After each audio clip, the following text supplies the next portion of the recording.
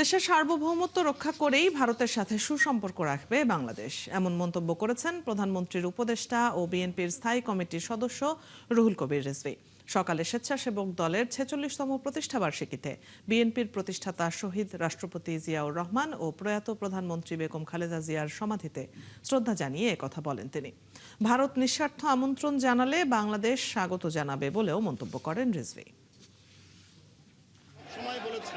খুব শক্তভাবে বলেছে, জোরালোভাবে বলেছে, বাংলাদেশ স্বাধীন সার্বভৌম দেশ। বাংলাদেশ সমতার ভিত্তিতে সকলের সাথে বন্ধুত্ব করতে চায়, কিন্তু কোনো শর্ত দিয়ে বন্ধুত্ব হয় না।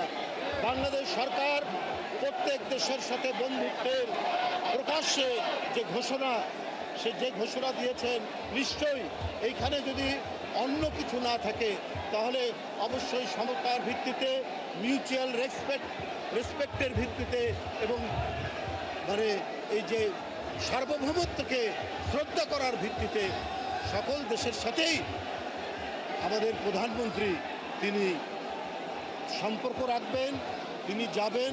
আমরাও সবাইকে আমন্ত্রণ জানাবো।